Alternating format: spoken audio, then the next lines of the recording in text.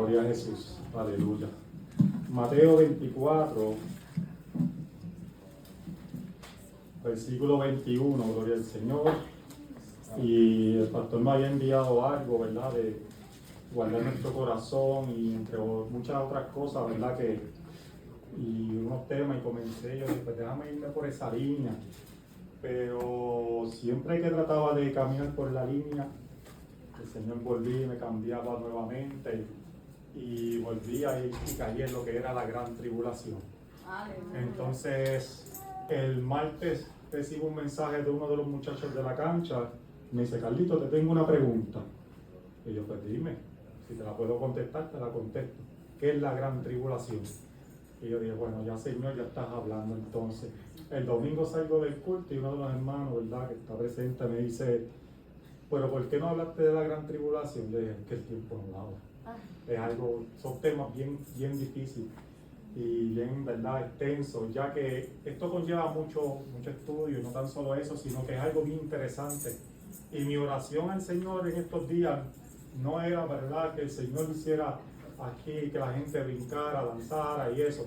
No, mi oración sencillamente era que, aparte, ¿verdad?, de que el Señor nos transforme a través de la palabra, mi oración era que el Señor cause en ustedes un impacto hoy, que la palabra que salga, ¿verdad?, de que el Espíritu Santo nos deje a nosotros, no tan solo nos transforme, sino que haga en nosotros un sentir de querer indagar, de querer buscar más de lo que significa la palabra del Señor.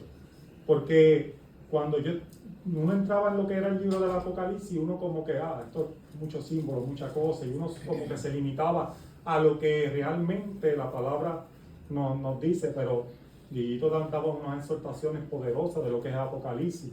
Y yo comencé a enamorarme del libro del Apocalipsis cuando el pastor hace años trajo un estudio de lo que es la dispensación, de las 7 dispensaciones. Ese estudio a mí me cogió y transformó. De hecho, todos los libros que estoy comprando son del Apocalipsis porque me encanta leer. Desde esa vez creó en mí un sentir de buscar y leer lo que es el Apocalipsis. Eso es lo que yo oraba, que ustedes también tengan ese sentir y que comiencen a buscar y indagar de las cosas que están por venir. Así que la palabra leer en nombre del Padre, del Hijo y del Espíritu Santo. Amén. Apocalipsis. Mateo 24, capítulo 21. Porque habrá entonces gran tribulación, cual no la ha habido desde el principio del mundo hasta ahora, ni la habrá. Y se quedan, en verdad, lo que es en el Apocalipsis 6 con la Biblia abierta, por si acaso los envío. Gloria al Señor. Lo que es la gran tribulación, ¿verdad? Leía: porque habrá entonces gran tribulación, pues no la había habido desde el principio del mundo hasta ahora, ni la habrá. Al describir el periodo, ¿verdad?, de lo que es la gran tribulación, nuestro Señor Jesucristo dijo que será una tribulación, pues no la ha habido desde el principio del mundo hasta ahora, ni la habrá. Quiere decir que ningún ser humano en el planeta hasta ahora ha experimentado lo que ha de venir cuando la gran tribulación suceda sobre esta tierra. La tribulación es un futuro periodo de tiempo cuando el Señor llevará a cabo 2 aspectos de su plan. Daniel 9:24 dice: 70 semanas están determinadas sobre tu pueblo y sobre tu santa ciudad, para terminar la prevaricación y poner fin al pecado, y expiar la iniquidad, para traer la justicia perdurable y sellar la visión y la profecía, y ungir al santo de los santos. Número 1, Él concluirá su disciplina con Israel. ¿Por qué? Porque la gran tribulación es especialmente para lo que es el pueblo de Israel. Tenemos que recordar y tenemos que analizar que la iglesia ya no va a estar presente en la gran tribulación. ¿Por qué? Porque Dios va a comenzar a trabajar directamente con lo que es su pueblo, con Israel. O sea que tú y yo, si estamos bien afirmaditos, ¿verdad?, se supone que nosotros nos vayamos antes. Si tú te quieres quedar y esperar lo que va a venir en la gran tribulación, allá tú. Pero mi visión es que en esta noche tú salgas de aquí y llegues a tu casa y te tires de rodillas a clamar al Señor. Aleluya. Porque definitivamente los tiempos que están por venir son tiempos difíciles, tiempos duros. Y ahora mismo estamos viviendo unos tiempos muy difíciles, unos tiempos duros para nosotros. Imagínate cuando suceda lo que es la gran tribulación. Número 2, es juzgará la incredulidad y la maldad de los habitantes del mundo. Porque la palabra dice que el Señor vino, ¿verdad?, a salvar. Él vino para que, como dice Juan 3:16, porque de tal manera Dios amó al mundo que nos ha dado su único hijo, para que todo aquel que crea no se pierda, más todos tengan vida eterna, ¿verdad?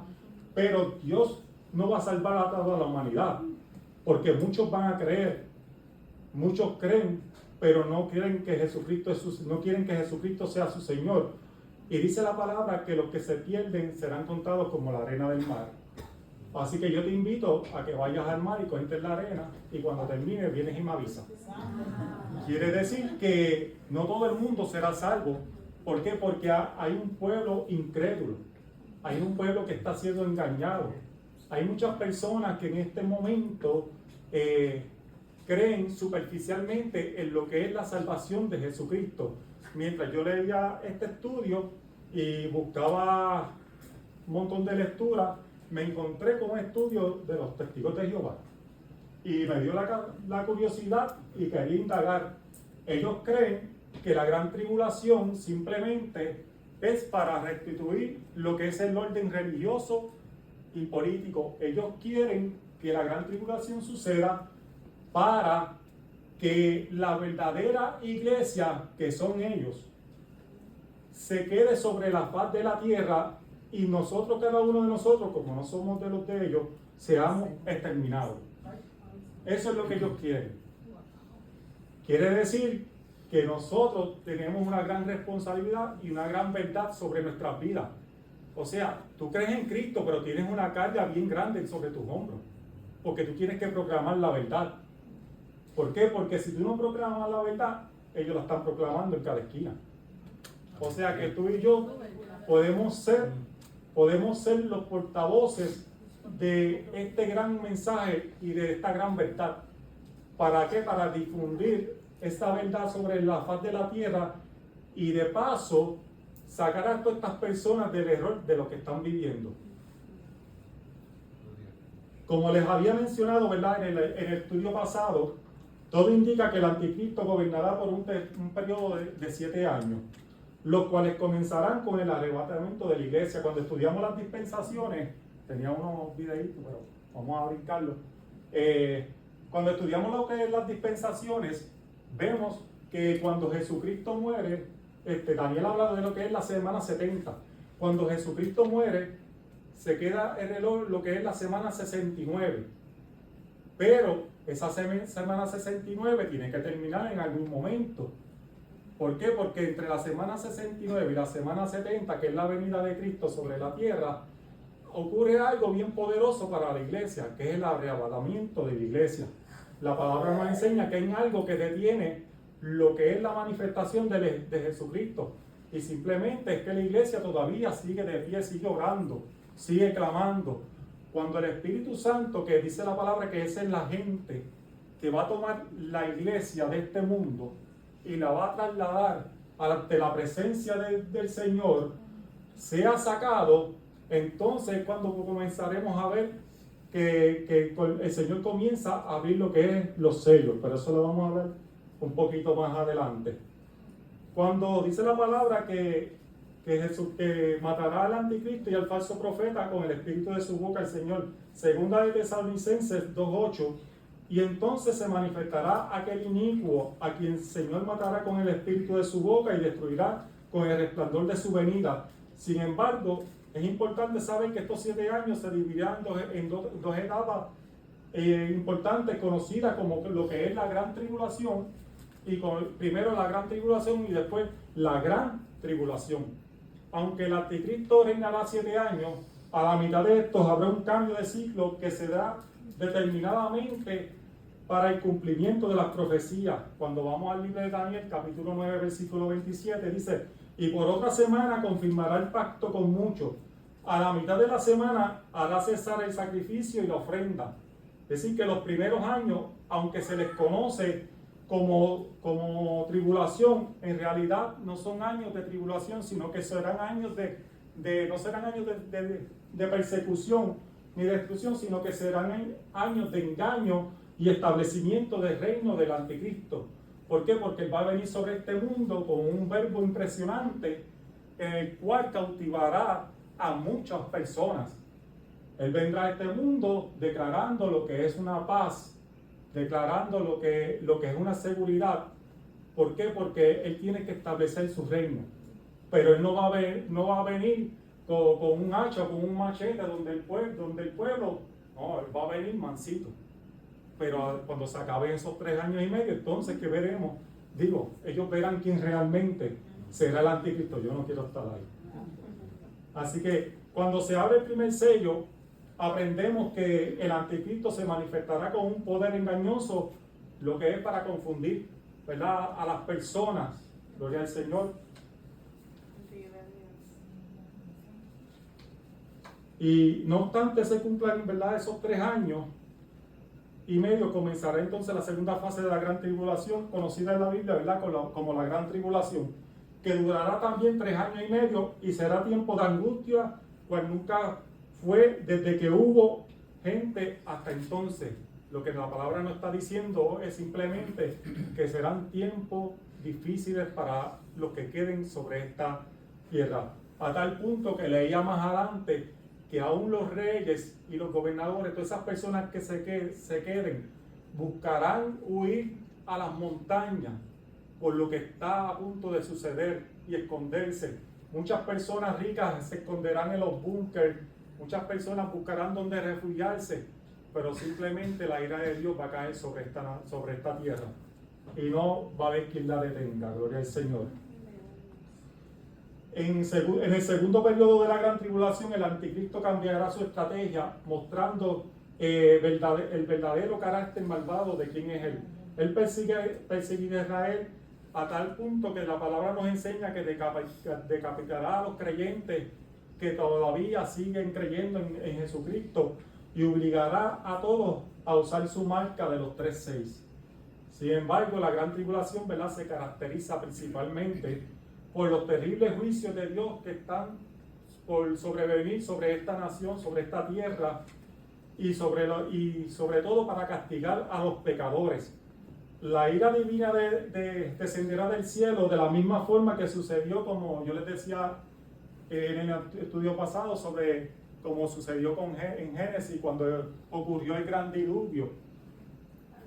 Noé se preparó, predicó la palabra, exhortó al pueblo a que se arrepintieran, a que entraran en el arca, pero simplemente si lo comparamos con el tiempo de hoy en día, vemos que la iglesia está predicando la palabra del Señor, está declarando que Cristo está a las puertas, que Cristo viene por su iglesia, que esto se va a poner feo, que es tiempo de buscar del Señor, que es tiempo de arrepentirse, que es tiempo de consagrar sus vidas, que no es tiempo de jugar a ser cristiano y todas esas cosas. La iglesia lo está haciendo, pero el pecado los está trayendo más y más cada día.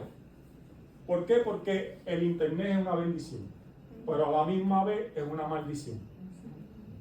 Porque si nosotros nos ponemos, ¿verdad?, y nos ponemos todos aquí, ustedes mismos se pueden examinar, si ustedes llegan a su casa del trabajo, llegan cansados, yo te puedo poner la Biblia encima de la mesa y te pongo el celular a otro lado, que es lo primero que tú vas a coger. Simplemente, antes de acostarte a dormir, o coges la almohadita para orar, o coges el celular. ¿Entienden? ¿Sabe? Que esto, nosotros seguimos predicando lo que es el Evangelio de Jesucristo. Pero el tiempo que está por venir sobre esta tierra es igual que el tiempo de Noé. El Señor nos está llamando y está diciéndonos que es tiempo de abordar el arca, porque la puerta está por cerrarse. Cuando vamos a la historia de Sodoma y Gomorra también, vemos que este pueblo le dio la espalda al Señor. Notamos y leemos los relatos cómo este pueblo simplemente lo que querían era hacer destrozar a los ángeles que estaban en ese lugar, para no usar otra palabra. Y hoy en día, cuando vemos todo esto, todo se inclina a lo que estos hombres creen, a tal punto de que si tú no usas una pulsera con sus colores, estás despedido de lo que sea. Lo estamos viendo en el NBA, lo estamos viendo en los juegos de pelota, fútbol, Gigi fue que mencionaste, en fútbol, y en cada deporte. Si tú no eres igual a ellos, estás fuera, estás despedido. O sea, los tiempos se están cumpliendo, Cristo está a la puerta, iglesia, y es tiempo de buscar al Señor y de consagrar nuestras vidas al Señor. Aleluya. Mira, a Carlos, Sonia preguntó que qué era eso. El asunto es lo que se llama el orgullo gay, ¿verdad? El orgullo gay, que ellos quieren que todo el mundo crea como ellos, que le celebren el día, que le celebren el mes o el año o lo que sea. Entonces promueven una pulsera para que todos manifiesten que están a favor de esa conducta. Entonces los que se han, ¿verdad?, resistido a eso, pues lo han excluido, sea de los equipos de baloncesto, de fútbol, de lo que sea, porque pues todo va orientado a eso, a darle a ellos esa promoción, y el que no comparta eso, pues, ¿verdad?, es anatema para ellos. Puedo ver un video, Carlos, que me impactó, el muchacho que expulsaron de la NBA. Lo lograste ver. Todo talentoso y predicando a Cristo, ¿sabes? Está Y predicando a algo Cristo, así. pero con pasión. Lo que era y algo así era. Está consagrado a la predicación del Evangelio. Quisieron reclutarlo nuevamente, pero él decidió perder millones de dólares Sí. y seguir el llamado de Dios, predicar a Cristo, porque su llamado es de ser pastor. Digo, yo prefiero ser pastor y perder millones de dólares, pero quiero seguir a Cristo. A él. Y personas así necesitamos en este mundo, personas que no se dobleguen, ¿verdad?, a lo que este mundo dictamina, a lo que este mundo quiere que tú seas. Simplemente tenemos el modelo más perfecto para que nosotros enseñarle al mundo cómo debe ser. No, ellos no nos pueden decir cómo nosotros debemos ser, sino nosotros tenemos la autoridad y tenemos el modelo, se puede decir, mejor que hay, para nosotros enseñarle a ellos cómo ellos deben ser. El costo del discipulado, ¿verdad? Ha tomado la cruz en serio, ¿verdad? Amén. La cruz. Pastor, ¿usted vio las dos nenas que llegaron allá el día que dieron el culto ahí en casa? La que parecía un varón.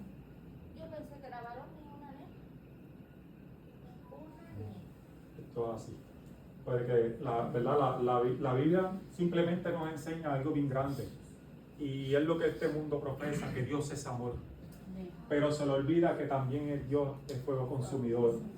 O sea, que Dios también se enoja para que me entiendan, sobre el ser humano. Porque Dios se cansa del pecado del ser humano. Así que a través de la historia, ¿verdad?, hemos visto cómo la arrogancia del hombre impío, rebelándose contra Dios, blasfemando contra Él y aprobando leyes que van en contra de su palabra. Y por algún tiempo Dios ha sido paciente, por algún tiempo Dios ha sido misericordioso, sin actuar según lo que la humanidad merece, con el fin de darte el tiempo para que se arrepientan. Y lo estamos viendo hoy en día en Puerto Rico. Dios ha tenido misericordia con Puerto Rico y con el mundo total, ¿verdad? Porque vemos cómo estas personas sacan unas leyes demoníacas y el mundo las aplaude.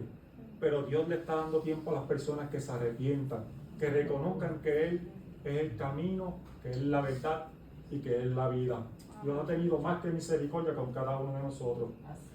Y en gran medida la iglesia, como les decía al principio, es responsable de la prolongación de esa misericordia sobre nuestro mundo, ya que ejercemos de cierta manera el oficio del sacerdocio, rogando a Dios a favor de los nuestros. Sin embargo, cuando la iglesia sea levantada, ya no habrá nada más que detenga la ira de Dios, quien mandará grandes juicios sobre la tierra. Y Hebreos 10:31 dice: horrenda cosa es caer en las manos de Dios, de un Dios vivo. Por eso ¿verdad? El apóstol nos advierte, amados hermanos, que es tiempo de estar preparados, como decía Martita, hay que estar orando y velando, porque el fin está cerca. Déjame buscar algo aquí, que hice una anotación por otro lado.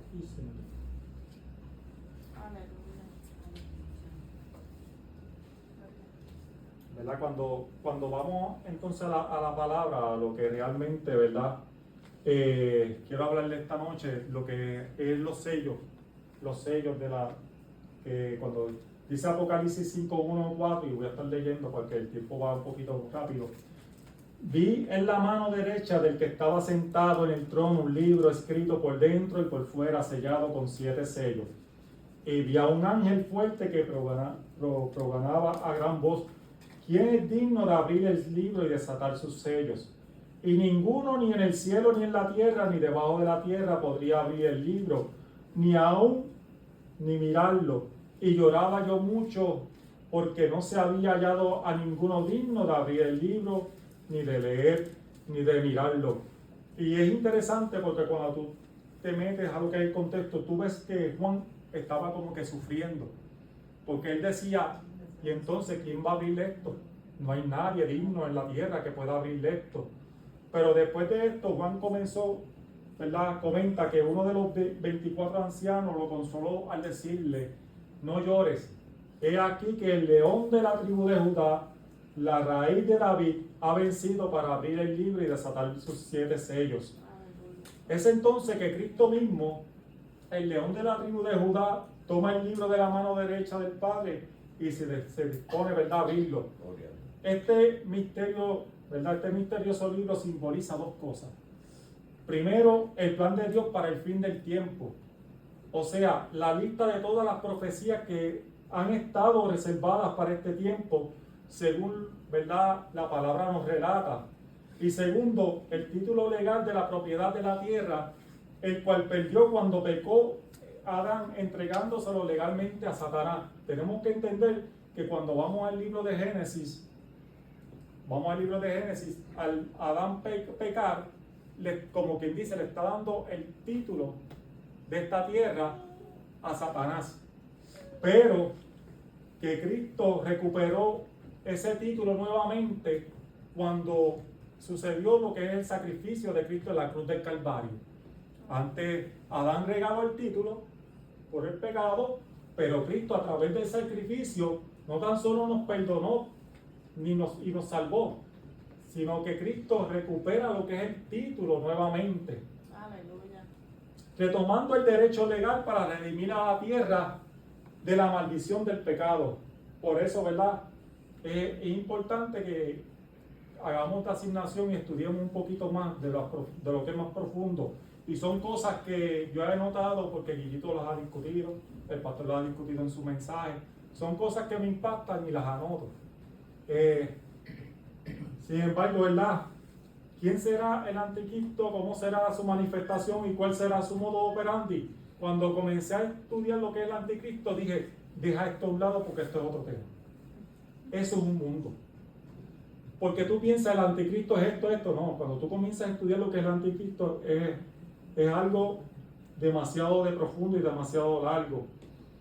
Pero cuando vamos a la palabra del Señor, estaba en el primer sello. Cuando el Cordero toma el libro de la mano del Padre y abre el primer sello, el apóstol Juan observa lo siguiente. Dice Apocalipsis 6, 1 al 2. Vi cuando el Cordero abrió uno de los sellos y oía a uno de los 4 seres vivientes decir con voz de trueno: ven y mira. Y miré, y he aquí un caballo blanco, y el que lo montaba tenía un arco, y le fue dada una corona, y salió venciendo para vencer. Durante la apertura de los primeros 4 sellos del libro, vemos a los 4 jinetes montados sobre distintos tipos de caballos. Cada uno tiene un significado diferente, y vamos a tratar de resumirlo brevemente para que el tiempo nos dé. Así que tienen que estar bien pendientes. El primero de estos sellos muestra un jinete montado sobre un caballo blanco, el cual no se debe confundir con el regreso de Cristo sobre la tierra. Acuérdense que la venida del Señor es una cosa y el rapto de la iglesia es otra. el rapto de la iglesia es antes de la venida del Señor. No se pueden confundir con eso. Si no me equivoco, el rapto de la iglesia, nosotros subimos y en la venida nosotros descendemos juntamente con Cristo. Estoy en lo correcto, en la guía.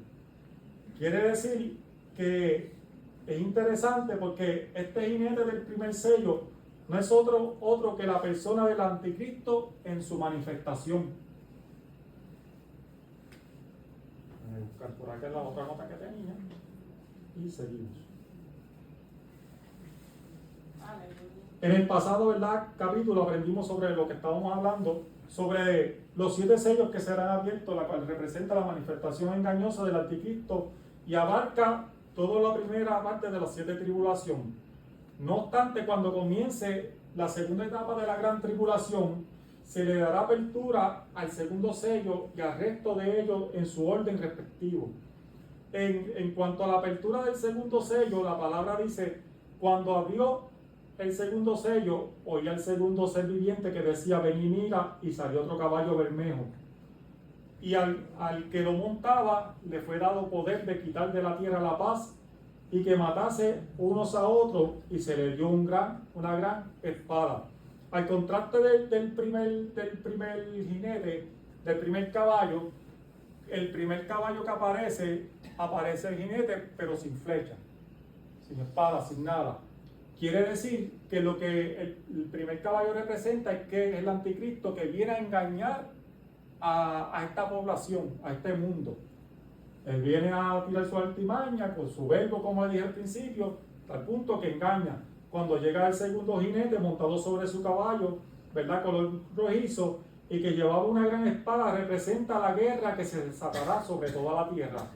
O sea que este pasaje lo que señala es que este jinete le fue dado el poder de quitar de la tierra la paz, lo que da a entender que el anticristo sí logrará cierta paz sobre la tierra, aunque falsa y temporal, a través de los tratados de paz que se harán en el Medio Oriente y en todo el mundo. No obstante, cuando el Cordero abra el segundo sello, todo el engaño del anticristo se derrumbará y la guerra que tanto la gente había temido vendrá sobre la tierra. Los tratados de paz serán rotos y se volverá una nación contra nación, dando así por invalidado el enunciado, ¿verdad?, de paz y seguridad. Cuando vemos, ¿verdad?, lo que está sucediendo a nivel mundial, una de las profecías era que se iba a firmar lo que era un falso tratado de paz. Y si nos ponemos a analizar, no digo que sea cierto, no lo afirmo, nos ponemos a analizar en estos tiempos, Trump firmó un tratado de paz con el Medio Oriente. O sea, que si lo ponemos bíblicamente, vemos que las profecías se cumplen. No quiere decir que Trump sea el anticristo, no. Lo que está diciéndonos la palabra del Señor es que tenemos que estar pendientes al reloj profético de Israel, que las señales se están cumpliendo. De hecho, hay 6 señales que se cumplieron hace poco, que son diferentes a las que son importantes, pero por otra ocasión, porque son un poquito complicadas. Pero quiere decir que la palabra nos está exhortando a cada uno de nosotros a que no debemos estar durmiendo, como muchas veces tenemos por costumbre, sino que tenemos que estar pendientes y sobre todo a lo que Cristo está diciendo a nosotros como iglesia. Y simplemente lo que Cristo está gritando a la iglesia es que yo vengo por ustedes. Y no debemos estar, ¿verdad?, como lo estuvieron las 10 vírgenes. 5 de ellas estaban, dice la palabra, que estaban durmiendo, y 5 estuvieron despiertas, pero todas estuvieron juntas. Si tú te das cuenta, no estuvieron separadas, 5 aquí, 5 allá, no. La palabra relata que estaban todas juntas. Y muchas veces nosotros estamos todos juntos, pero muchas veces por causa de, ¿verdad?, de cosas que suceden en este día, cosas que pasan, muchas veces nos desviamos de la fe, nos desviamos de lo que realmente es importante.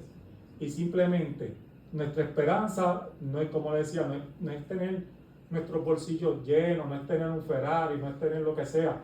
Nuestra esperanza debe ser que cuando Cristo venga sobre este mundo a buscarnos, nosotros nos vayamos juntamente con Él. brincamos al tercer sello. Cuando el Cordero abre el tercer sello, Juan lo describe y dice, cuando abrió el tercer sello, oí al tercer ser viviente que decía, ven y mira, y miré. Y aquí un caballo negro y el que lo montaba tenía una balanza en la mano, y oí una voz de un medio de los 4 seres vivientes que decía, 2 libras de trigo por 1 denario y 6 libras de cebada por 1 denario, pero no dañes el aceite ni el vino. Voy a coger primero la primera parte, la otra la voy a obviar. Este tercer jinete representa el hambre y la escasez que vendrá sobre la tierra, resultado de las grandes guerras que tuvieron lugar, ¿verdad? Luego de la apertura del segundo sello. La balanza en la mano del jinete es el instrumento que se usaba antiguamente para calcular el precio de los alimentos.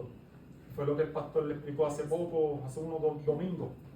La frase de 2 libras de trigo por 1 denario y 6 libras de cebada por 1 denario nos anuncia una inflación como nunca antes, ya que 1 denario en el tiempo de Juan era el salario de un día de una moneda romana. Esto indica que el sueldo de un día solo alcanzará para comprar 2 libras de trigo o 6 libras de cebada.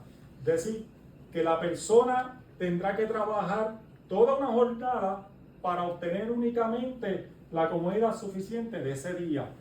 Entonces, la palabra nos está enseñando que va a haber una inflación de precios. No, la gasolina sí está bien cara. Ya no se puede salir. Está todo caro. Tú vas al mercado, todo subió. Y cuando vas al otro lado te dice, subió porque la gasolina me sube, que yo tengo que subir los precios. Todo está subiendo. Imagínate ahora mismo cuando tú vas a pagar la gasolina y se te hace difícil. La palabra nos está diciendo que cuando el tercer sello se abra, va a ser imposible.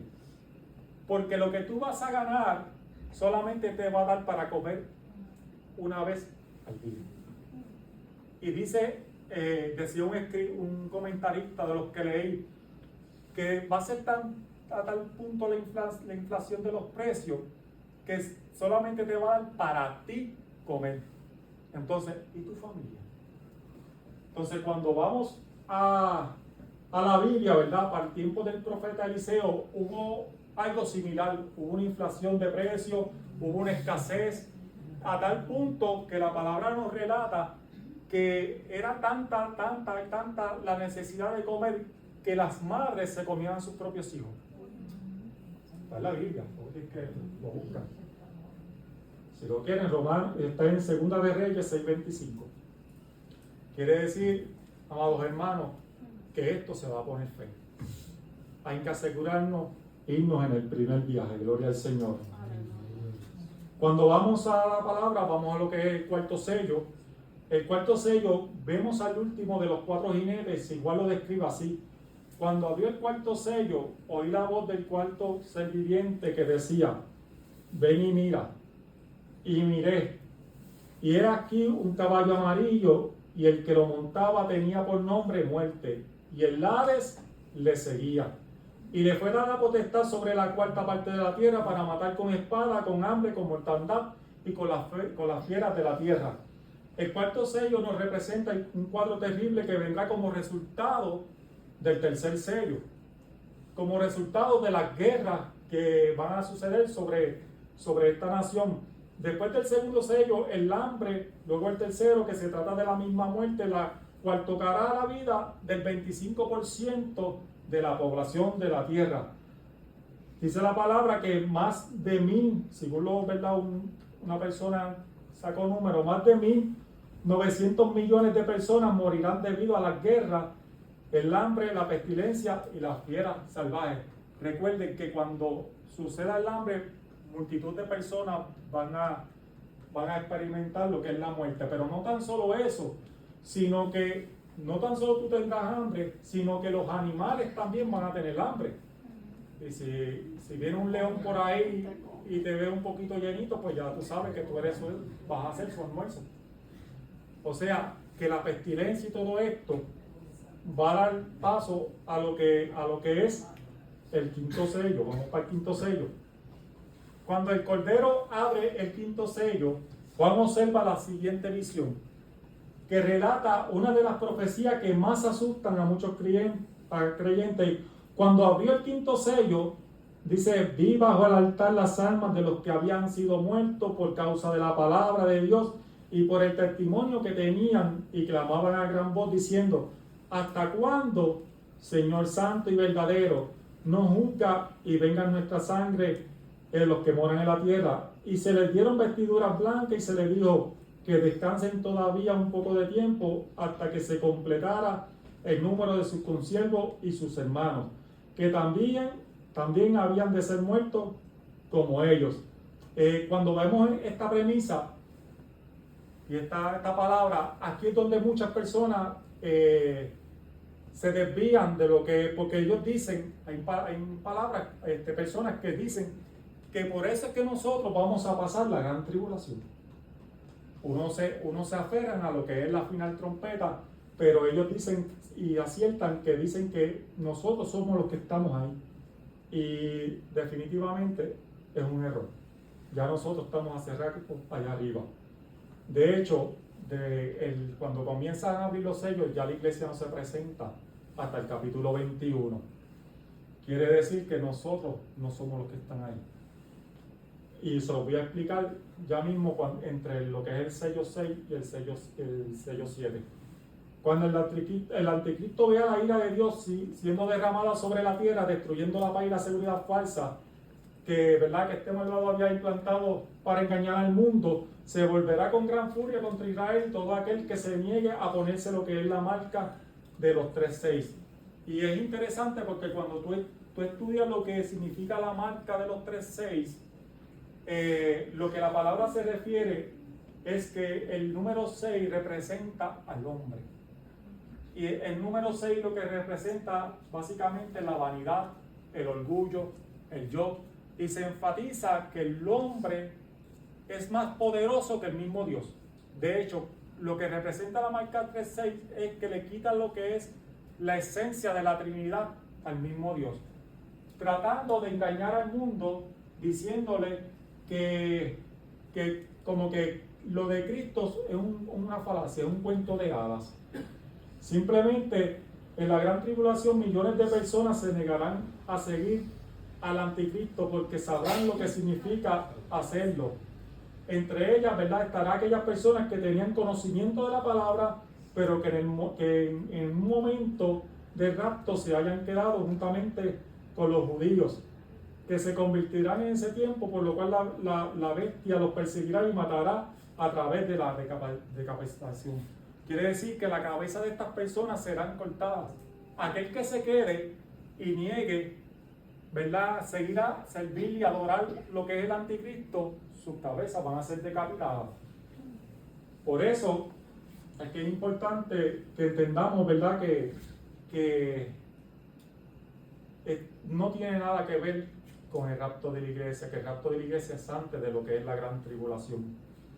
El sexto sello, la escritura dice: miré cuando abrió el sexto sello, y aquí hubo un gran terremoto, y el sol se puso negro como tela de silicio, y la luna se volvió toda como sangre, y las estrellas del cielo cayeron sobre la tierra como la higuera deja caer sus higos, cuando es sacudida por un fuerte viento, y el cielo se desvaneció como un pergamino que se enrolla, y todo monte y toda isla se removió de su lugar, y los reyes de la tierra y los grandes, los ricos, los capitanes, los poderosos, y todo siervo y todo libre se escondieron en las cuevas y entre las peñas del monte, y decían a los montes y a las peñas: caed sobre nosotros y escondernos del rostro de aquel que está sentado sobre el trono y de la ira del Cordero, porque el gran día de su ira ha llegado, y ¿quién podrá sostenerse en pie?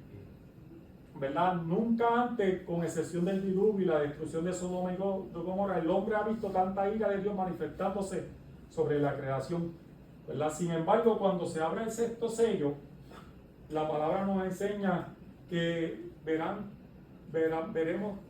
tiempos de cataclismo, terremotos. Dice la palabra que tan fuerte que destruirá lo que es la tierra, prácticamente no completa, pero uno de los comentaristas decía que ni en Hollywood podrán inventarse una película de tal magnitud como lo relata lo que es el libro de Apocalipsis. Quiere decir que los montes se partirán por la mitad. Las montañas que tú ves que son fuertes se debilitarán. Porque cuando caiga la ira de Dios sobre esta tierra, ese gran terremoto sacudirá violentamente todo lo que esté en su lugar. Luego el sol se oscurecerá, la luna se volverá sangre, las estrellas del cielo caerán del cielo. Dice que caerán como meteoritos sobre la tierra. Así que la destrucción que está a punto, ¿verdad?, de venir sobre esta tierra es algo devastadora. Gloria al Señor. Y entonces cuando vamos a lo que es el séptimo sello, vamos a detenernos, porque es interesante cuando tú lees la palabra, si estás siguiendo en la Biblia, tú ves que del capítulo 6 brinca y en medio habla de algo bien importante, de lo que son los 144,000. Entonces, si tú vas en el libro, dice primero, segundo, tercero, cuarto, y te meto 144,000. Ok, cuando estaba estudiando y leí lo de los testigos de Jehová, los 144,000 para ellos son las personas que van a ser salvas sobre esta tierra. Pero, no lo tengo anotado, pero si mi mente no falla, Guillito dio un estudio hace como más de 3 años de lo que se trataba, lo que eran 144,000 personas. Y él nos decía que son 144,000 sacados del pueblo de Israel. Les conté al principio que el Espíritu Santo va a ser tomado de la tierra, ¿verdad? Él va a ser el agente que nos va a transferir de esta tierra a la otra. Pero ese mismo Espíritu Santo va a caer sobre esos 144,000 para predicar lo que es el Evangelio. Si 12,000 de cada tribu, 12 por 12, son 144,000. Entonces, cuando vemos esos 144,000 en medio de la gran tribulación, estarán predicando lo que es y declarando que Jesucristo fue el que vino para ellos, diciendo y declarando que Jesucristo es el Señor, que por medio de Él está la salvación.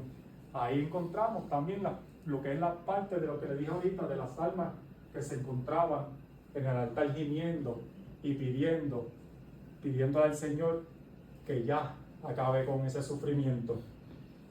Resumí lo que es 144,000, pero el séptimo sello me llama la atención y quiero terminar rápidamente con esto. Y es bien interesante el séptimo sello, porque hay algo que te enamora y como que te dice, sigue estudiando esto, ¿verdad? Déjame buscar los séptimos sellos. Juan continúa relatando su visión cuando abrió el séptimo sello y se hizo silencio en el cielo como por media hora. Y vi a los 7 ángeles que estaban en pie ante Dios y se le dieron 7 trompetas. Otro ángel vino entonces y se paró ante el altar con un incensario de oro y se le dio mucho incienso para añadirlo a las oraciones de los santos sobre el altar del oro que estaba delante del trono, y de la mano del ángel subió a la presencia de Dios el humo del incienso con las oraciones de los santos. Y el ángel tomó incensario y lo llenó de fuego del altar y lo arrojó a la tierra, y hubo truenos y voces y relámpagos y un terremoto, y los 7 ángeles que tenían las 7 trompetas se dispusieron a tocarlas. Sabemos, ¿verdad?, que la Biblia nos relata que el cielo es un lugar de sumo gozo, de suma alegría, donde 24/7 se está adorando al Señor. Pero la palabra relata, cuando tú lees, que hubo un gran silencio por media hora. Entonces, cuando tú lees ese punto de que hubo un gran silencio, tú dices, ¿pero qué pasó aquí?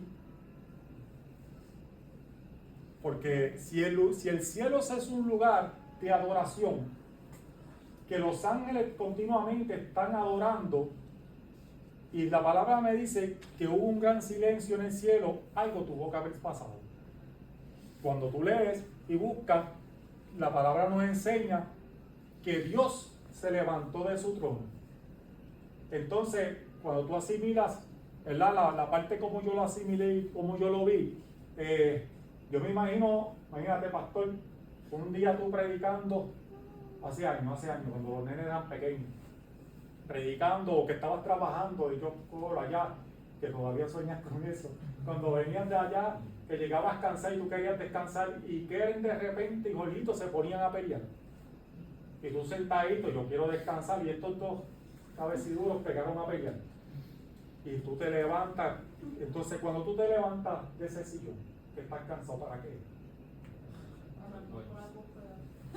Para poner vergüenza, para poner respeto. Entonces me quiere decir que el Señor se levantó de su trono, se puso los, como que dice, para que me entiendan, los pantalones en su sitio y dijo, ya esto está aquí, se acabó. Y entonces cuando comienzan a abrir lo que es, a sonar lo que son las 7 trompetas, pero hasta ahí lo tengo. Dios les bendiga, Dios les guarde, busquemos del Señor hasta que el tiempo se acabe. Gloria a Dios. Dios bendiga a Carlos en esta noche por este estudio tan ameno, ¿verdad? Y interesante de lo que ha de suceder en estos días que vienen. Y estamos viendo, y es fácil, hermano, ver, ¿verdad? Como en estos días lo que está sucediendo es paralelo, ¿verdad? A todas esas profecías que el hermano hablaba, ¿verdad? Aunque nosotros estamos esperando al Señor antes de todos esos acontecimientos que venga a levantar la iglesia, podemos ver aquí un ejemplo en la tierra, ¿verdad? De lo que está pasando hoy día, ahora, y que tú lo ves en las noticias, ¿verdad? Como después de tantos tratados, ¿verdad? Que se firmaron los pactos, los acuerdos de Abraham y cuántas cosas más que se firmaron y seguridad para el Medio Oriente, ahora mismo hay desatada una guerra.